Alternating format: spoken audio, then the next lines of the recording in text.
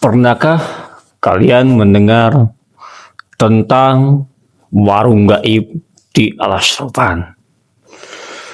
Konon warung ini muncul pada tengah malam ketika pengemudi mulai mengantuk dan kehilangan arah. Banyak yang mengaku pernah makan di sana. Tetapi saat matahari terbit, warung itu lenyap tanpa bekas. Yang lebih mengerikan, beberapa orang mengatakan, jika kalian menerima makanan kedua dari pemilik warung itu, kalian tidak akan pernah kembali ke rumah. Malam ini saya akan menceritakan kisah seorang supir truk yang mengalami sendiri teror tersebut. Siapkan lampu kalian, pastikan pintu rumah sudah terkunci. Dan jangan lupa dengarkan cerita ini sampai akhir.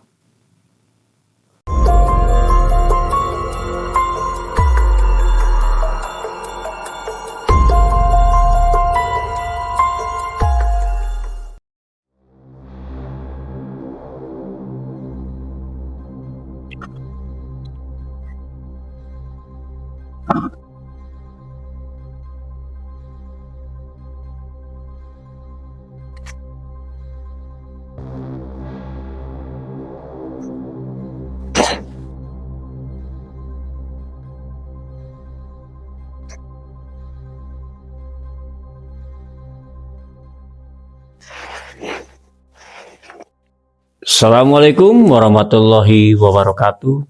Sampurasun. Balik lagi bareng gua Mr. G di Rumah Gudang Misteri. Sebelum kita ke ceritanya, jangan lupa like, comment, subscribe channelnya Rumah Gudang Misteri. Dan kalau misalnya kalian mempunyai cerita horor ataupun ingin menjadi narasumber di Rumah Gudang Misteri, bisa DM ke Instagramnya Rumah Gudang Misteri. Tanpa bernama waktu, kita masuk ke ceritanya. Kalau suatu hari atau suatu malam kalian melewati Alas Roban dan melihat sebuah warung yang belum pernah ada sebelumnya, jangan pernah berhenti. Kalimat itu sudah puluhan tahun beredar di kalangan supir truk lintas Pantura. Ada yang menganggap itu sekedar cerita untuk mengusir kantuk. Ada pula yang bersumpah pernah mengalaminya sendiri. Yang akan kalian dengar malam ini adalah sebuah kisah yang konon beredar dari mulut ke mulut para supir. Benar atau tidaknya, biarlah menjadi misteri. Malam itu, sekitar pukul 11 lewat, hujan turun tipis membasahi jalanan Alas Roban. Kabut menggantung rendah, membuat lampu kendaraan hanya mampu menembus beberapa meter ke depan. Budi, seorang supir ekspedisi berusia 40 tahun, sedang mengantar muatan elektronik menuju Surabaya. Sudah hampir 12 jam ia menyetir tanpa istirahat. Radio truk hanya mengeluarkan suara berisik. Sinyal ponsel hilang sejak memasuki kawasan hutan. Ia mulai mengantuk. Beberapa kali kepalanya mengangguk. Sesekali ia membuka jendela agar udara dingin masuk. Namun rasa kantuk justru semakin berat. Saat itulah di kejauhan terlihat cahaya kuning. Semakin dekat, semakin jelas. Sebuah warung sederhana berdiri di pinggir jalan. Lampunya terang. Ada papan kayu bertuliskan warung makan Bu Sri, buka 24 jam. Budi mengerutkan dahi. Aneh. Padahal ia sudah puluhan kali melewati alas roban. Tidak pernah ada warung di lokasi itu, tetapi rasa lapar mengalahkan rasa curiga. Ia pun memarkirkan truknya. Begitu turun, udara mendadak berubah hangat. Tidak ada suara jangkrik. Tidak ada suara kendaraan lain. Yang terdengar hanya dentingan sendok mengenai mangkuk. Di dalam warung terdapat sekitar 8 orang. Semuanya sedang makan. Tidak ada yang berbicara. Tidak ada yang saling menatap. Seolah-olah masing-masing tenggelam dalam dunianya sendiri. Seorang nenek keluar dari dapur. Wajahnya ramah. "Silahkan, Nak. Pasti capek perjalanan jauh." Suara nenek itu lembut sekali. Dan Budi tersenyum. "Iya, Bu, nasi goreng 1. Nenek hanya mengganggu. Tak sampai 2 menit, nasi goreng panas sudah tersaji. Harumnya luar biasa. Entah kenapa, Budi merasa itu nasi goreng terenak yang pernah ia makan. Setiap suapan membuat tubuhnya terasa ringan. Rasa lelah perlahan menghilang. Namun, ada satu hal yang membuat bulu kuduknya berdiri. Seluruh pengunjung makan tanpa berkedip. Benar-benar tidak berkedip. Mata mereka terus menatap piring. Budi mencoba mengabaikannya. Mungkin ia terlalu lelah. Setelah selesai makan, ia menuju kasir. "Berapa, Bu?" Nenek itu tersenyum. "Nanti saja bayarnya, Budi Ping. Tapi saya mau lanjut jalan, Bu." "Tenang, masih banyak waktu." Nenek itu berbicara. Kalimat itu terdengar aneh. Jam tangan Budi menunjukkan pukul 11.55. 5 menit kemudian ia melihatnya lagi. Jarum tetap di angka yang sama, tidak bergerak. Ponselnya juga membeku. Jam digital dashboard truk yang terlihat dari jendela ikut berhenti. Wajah Budi pucat. Ia segera berjalan menuju truk. Saat membuka pintu, mesinnya mati total. Padahal dia merasa tadi tidak ada masalah sedikit pun. Ia mencoba menyalakannya, tidak berhasil. Berulang kali, tetap gagal. Ketika menoleh ke arah warung,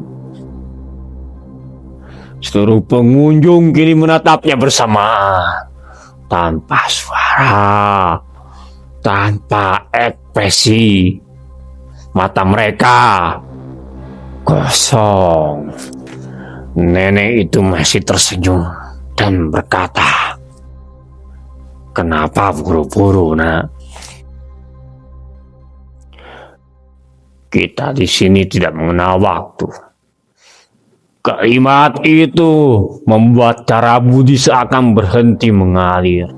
Ia mundur perlahan. Saat itulah seorang lelaki tua muncul dari belakang truk. Pakaiannya lusuh. Ia membawa senter kecil. "Budi." Suara itu pelan. "Jangan makan lagi." Budi terkejut. Bapak tahu nama saya?" Laki itu mengangguk. sambil berbicara lagi. Kalau kamu makan 3 kali di sini, kamu tidak akan pernah pulang. Budi membeku, putih saya, ucap pria tua itu. Tanpa berpikir panjang, ia mengikuti lelaki itu masuk ke balik pepohonan. Anehnya, semakin jauh mereka berjalan, suara warung menghilang, lampunya redup, lalu lenyap, benar-benar lenyap. Ketika Budi menoleh kembali, yang ada hanyalah semak belukar. Tidak ada bangunan, tidak ada meja, tidak ada warung. Budi bertanya ke bapak tua itu. Pak, tadi warungnya? Lelaki tua hanya tersenyum. Itu bukan tempat untuk orang yang masih punya umur. Budi gemetar. Tapi saya tadi makan, Pak. Syukurlah, cuman sekali, ucap pria itu. Laki tua itu kemudian menyuruh Budi kembali ke jalan. Saat sampai di pinggir jalan, truknya sudah menyala sendiri, mesinnya hidup, lampu menyala terang. Namun jam dashboard menunjukkan pukul 6 pagi, matahari mulai terbit. Padahal menurut ingatan Budi baru berhenti sekitar 15 menit. Berarti semalaman telah berlalu. Sesampainya di gudang tujuan, atasan Budi marah besar. Kamu kemana semalaman? Ucapnya. Budi menceritakan semua, tak satu pun percaya. Sampai seorang supir senior mendekat, ia hanya berkata satu kalimat. Waktu makan, neneknya pakai kebaya hijau. Budi mengangguk pelan. Wajah supir senior itu langsung berubah dan berkata lagi, aku juga pernah melihat warung itu, tapi aku tidak berhenti. Menurutnya, legenda tentang warung gaib sudah ada sejak puluhan tahun. Konon, warung itu hanya muncul kepada orang-orang yang kelelahan, mengantuk, atau sedang banyak pikiran. Bentuknya selalu berbeda. Kadang warung kopi, kadang rumah makan, kadang bengkel. Namun tujuannya sama, mengundang para musafir untuk singgah. Beberapa bulan kemudian, rasa penasaran mengalahkan rasa takutnya. Budi kembali melewati arah Stroban. Ia sengaja berhenti di titik yang menurutnya pernah menjadi lokasi warung tersebut. Tidak ada apa-apa. Hanya pohon besar, rumput liar, dan jalanan yang sunyi. Saat hendak masuk ke truk, ia melihat sesuatu di bawah pohon. Sebuah sendok aluminium tua, persis seperti sendok yang ia gunakan malam itu. Di gagangnya terdapat ukiran kecil dengan tulisan nama Warung Ibu Sri.